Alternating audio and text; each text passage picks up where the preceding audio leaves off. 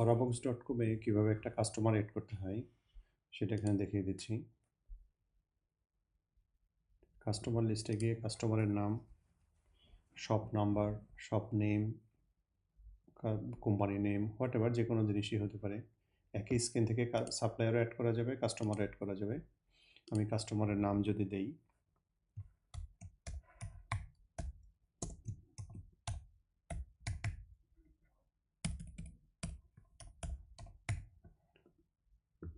যদি আমি চাই যে কাস্টমার লগ ইন করবে তাহলে কাস্টমারের অবশ্যই ইমেল অ্যাড্রেস দিতে হবে এবং পাসওয়ার্ড দিতে হবে। যদি কাস্টমারের ইমেল এবং পাসওয়ার্ড না দিই তাহলে সে লগ ইন করতে পারবে না। কাস্টমার একটা প্রোফাইল পিকচার আমি সেট করে দিতে পারি, অথবা কাস্টমার লগ ইন করার পরে সে প্রোফাইল পিকচারটা আপলোড করতে পারবে। কাস্টমারের মোবাইল নাম্বার লাগবে, যদি মোবাইল নাম্বারটা আমি চাই যে তাকে আমাদের এখানে হোয়াটসঅ্যাপে SMS পাঠানো যায় বা নর্মালি SMS পাঠানো যায়, তো সেই ক্ষেত্রে যে জিনিসটা লাগবে সেটা হলো মোবাইল নাম্বার দেওয়া প্রয়োজন হবে। মোবাইল নাম্বারের ক্ষেত্রে টার্মস অ্যান্ড কন্ডিশন হলো, যদি সিস্টেমটা কোনো একটা কান্ট্রি বেস থাকে সিলেক্টেড, সেই ক্ষেত্রে সিস্টেম সেটিং থেকে ডিফল্ট কান্ট্রি কোডটা দিয়ে দেওয়া যায়। তাহলে যেটা হবে, যদি আমি বাংলাদেশে কান্ট্রি কোড বলি যে +880, যদি এরকম হয় যে আমি বাংলাদেশের জন্য ইউজ করছি, তাহলে আমি সিস্টেমে +880 দিয়ে দেওয়ার পরে আমি যেটা করব 018411362551 শুধু আমার নাম্বারটা মানে মেইন নাম্বারটা আমি দিয়ে দিলেই এটা অটো আইডেন্টিফাই করে নেবে যে কোন নাম্বারে SMS যাবে বা হোয়াটসঅ্যাপের মেসেজ যাবে। ইউজার নেমটা প্রয়োজন হবে যদি আমি লগ ইন করার জন্য দেই। ইমেল যেটা দিব সেটা যদি দিয়ে দিই তাহলে ইউজার নেম আর প্রয়োজন হবে না। কখন যদি চাই আমি ক্লায়েন্টকে ইউজার নেম আর পাসওয়ার্ড দিব, তখন এরকম হতে পারে আমি এখানে ইমেলও দিতে পারি অথবা মোবাইল নাম্বারও দিতে পারি। যেটা দিব সেই অনুযায়ী সে লগ ইন করতে পারবে। এখানে একটা জিনিস আছে, গেট কারেন্ট লোকেশন। যেহেতু আমরা ইউজারকে কাস্টমারকে ট্র্যাক করতে পারি, কাস্টমারের ডিস্টেন্স নিতে পারি, সেই ক্ষেত্রে আমাদের স্টোর বা ওয়্যার হাউসের ডিস্টেন্স থেকে ক্যালকুলেশন করবে কাস্টমারের ডিস্টেন্স। সেই ক্ষেত্রে আমরা এখানে ল্যাটিটিউড লংটিটিউড দিয়ে দিতে পারি, কিন্তু আমরা সহজভাবে একটা ক্লিক করলে, সিঙ্গেল ক্লিক করলে কারেন্ট লোকেশন নিয়ে নিতে পারবো।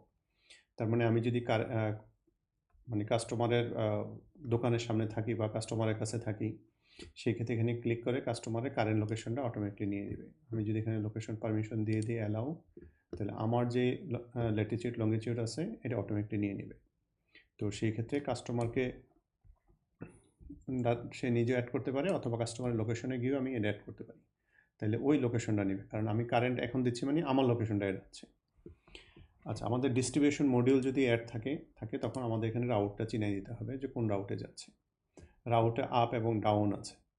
ডাউন হলো যে আমার স্টোর থেকে বা ওয়্যার হাউস থেকে আমি যেদিকে যাচ্ছি, যখন বের হব তখন হলো এটা ডাউন হবে, আর যখন ব্যাক করব সেটা আপ হবে। এখানে আমাদের কাস্টমারের টাইপ চাইলে কাস্টমারের টাইপ চিনিয়ে দেওয়া যায়, যদি এরকম হয় কর্পোরেট কাস্টমার বা কোনো স্পেসিফিক থাকে, বা ক্যাটাগরি করা যায়, এটা কি স্টোর হবে না পার্সোনাল হবে নাকি গ্রোসারি হবে, রেস্টুরেন্ট হবে, এগুলো চাইলে চিনিয়ে দেওয়া যায়। এগুলো অপশনাল ফিল্ড। এখানে কোম্পানির বিজনেসের নাম সেপারেটলি দেওয়া যায়। পে টার্ম, এই কাস্টমারটা নর্মালি কত দিনে পে করে, এটা কি একদিনে পে করে না 15 দিনে পে করে না কীভাবে পে করে, সেখানে পে টার্মটা সেট করতে দেওয়া যায়। আমি যদি নেট 15 দিই, তার মানে আমি যখন ইনভয়েস ক্রিয়েট করবো কাস্টমারের জন্য, তখন অটোমেটিকলি ডিউ ডেটটা 15 ডেজ লেটার হবে। অল্টারনেট কন্ট্যাক্ট নাম্বার, যদি আমি তার কোনো ব্যাকআপ কন্ট্যাক্ট নাম্বার রাখতে চাই সেক্ষেত্রে আমি এখানে রাখতে পারবো। ক্রেডিট লিমিট, আমি তাকে কত টাকা পর্যন্ত ক্রেডিট দিব সেক্ষেত্রে একটা লিমিট থাকতে পারে, কারণ আমরা যখন ইনভয়েস ক্রিয়েট করব তখন দেখাবে যে এই কাস্টমারের ডিউ কত। তার মানে ডিউ বলতে বেসিক্যালি ক্রেডিট লিমিট, যে আমি ম্যাক্সিমাম কত টাকা তার কাছে বাকি দিতে পারবো। যদি তার কোনো ট্যাক্স নাম্বার থাকে আমি সেখানে অ্যাড করে নিতে পারবো। এখানে আরও কিছু information additional, billing, shipping address, সেই জিনিসটা লাগবে। বাই ডিফল্ট আমরা দিয়ে দিতে পারি সে পেমেন্ট মেথড কোনটা ইউজ করে, সে কি ক্যাশ পেমেন্ট করে না ব্যাঙ্ক ট্রান্সফার করে না চেক দেয় না কি করে।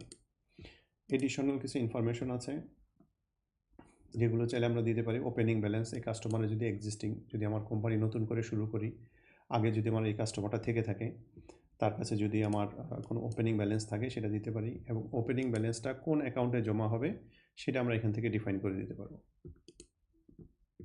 তারপর কোনো রিমার্ক যদি রাখতে চাই সেক্ষেত্রে এখানে রিমার্কটা অ্যাড করে দেব।